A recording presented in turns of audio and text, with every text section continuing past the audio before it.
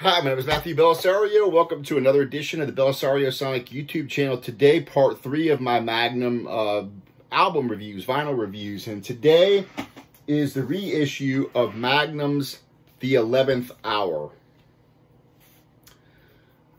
This is their 4th studio album, recorded in 1983. Their last album for Jet Records, and apparently there were a lot of tensions with the record company at that particular time, and the record company wouldn't even allow them to have a producer. So basically they produced the album themselves, and I think it's a pretty strong album. Kind of has a lot of kind of a theme behind it of kind of this, you know, kind of the crazy world that we live in, I guess, is probably the best way to sum it up. Kind of our civilization and the things going on and the crazy things. And so he, pretty cool artwork here.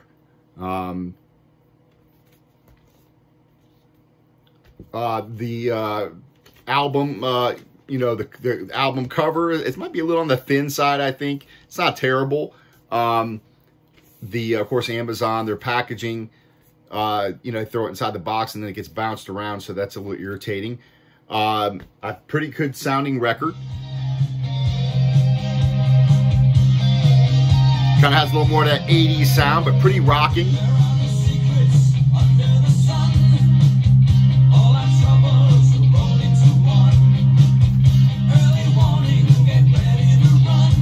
Now, nice packaging.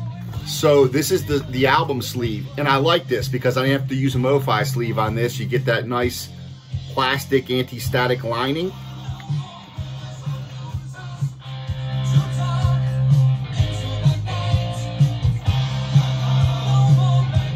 Insert.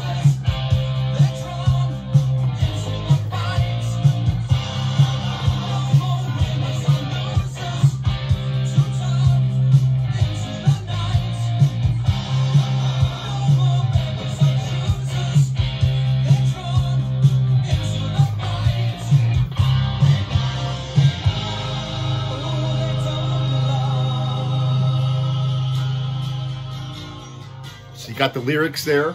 Again, nice sounding record.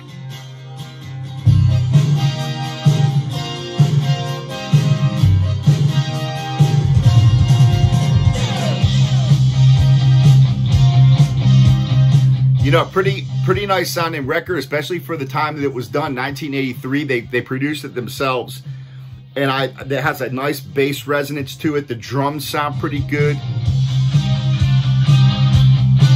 So in a lot of those 80s, early 80s hard rock records, a lot of times the bass was a little lacking or didn't sound very good. That's not the case on this album at all. So I'm really digging this record. Keyboards, cool guitars, great vocals, good lyrics. A little proggy sounding.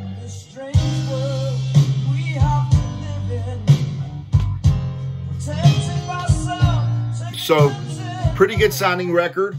The songs are more in a you know, they're not very long songs.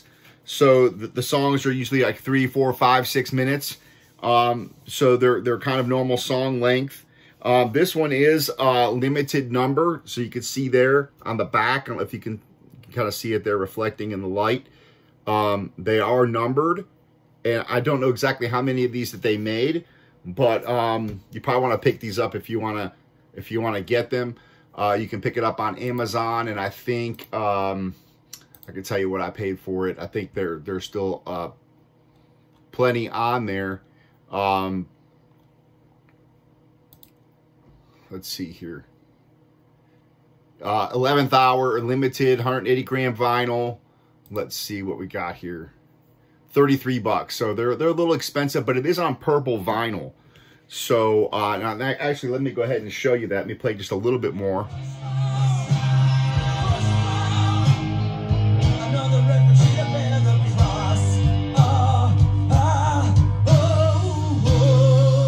So I like his vocals. Great sound. probably a little more subdued than some of what it sounds like live. But here's the vinyl record.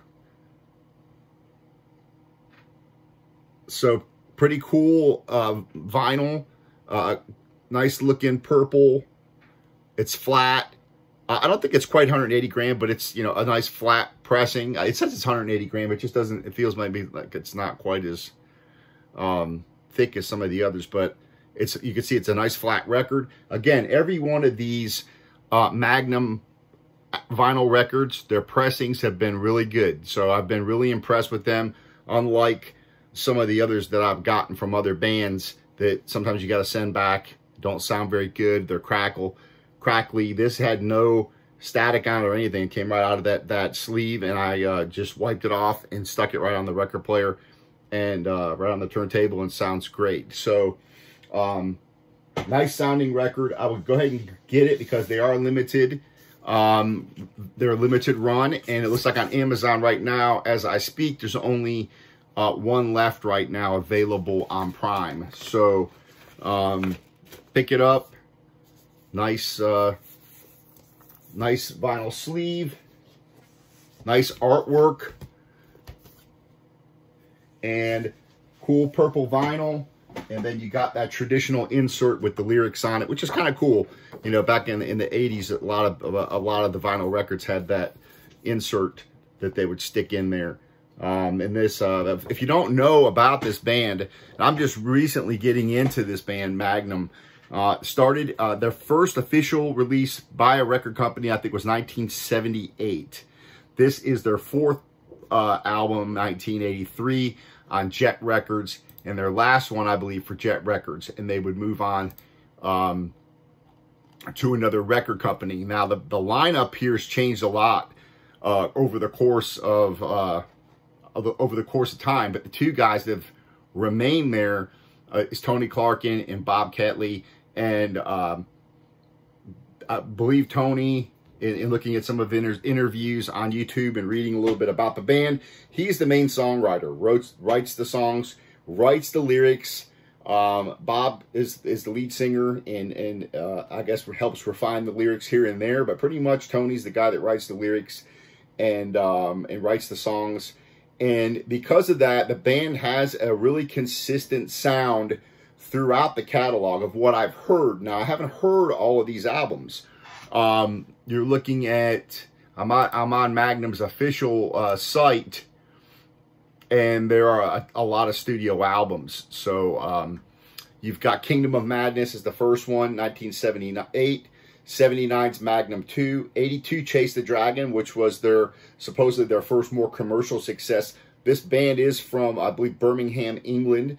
1983 is the 11th Hour, which is this one. Their big breakthrough was On a Storyteller's Night, which is an 85 release. Vigilante, 86. 88, Wings of Heaven. 90, Goodnight L.A. 92, Sleepwalking. 93, Keep the Night Light Burning. 94, Rock Art. A little bit of a gap between 94 and 2002 when their next album will come out, Breath of Life. 2004, Brand New Morning. 2007, Princess Alice and the Broken Arrow. 2009, In the Valley of the Moon King. 2011, The Visitation. 2012, On the 13th Day. 2014, Escape from the Shadow Garden. 2016, Sacred Blood, Divine Lies. 2018, Lost on the Road to Eternity. And 2020, they released The Serpent Rings, which I can't even find that one right now. So, or at a very reasonable price. So, a pretty extensive catalog. What do you got? 1, 2, 3, 4, 5, 6, 7, 8, 9, 21 studio albums since 1978. So a pretty extensive catalog, and that does not include their live albums, which includes 10 live album releases. So that just kind of gives you an idea, and it's kind of cool to discover a new band that I wasn't that familiar with. Again, I'd heard of them, but didn't really give them any attention. I didn't really know that much about them. And after, I think, watching Sea of Tranquility or a couple of these other videos, I was like, oh, I need to check this band out. Everybody has a lot of good things to say. So I went and checked them out on YouTube, and I was like, oh, this is pretty cool. And I went ahead and got the 2 live albums that I've already reviewed. and then this particular studio album. And I've also ordered two studio albums that are original pressings. I ordered those online on eBay that I found. So I'll be reviewing them as well and let you know what I think about those. So I'll leave you with that. A solid pressing, another good sounding album by Magnum. Again, limited pressing on this. It looks like they're running out of them. So I'm going to go ahead and pick it up while you can. All right, take care. We'll see you on the next one.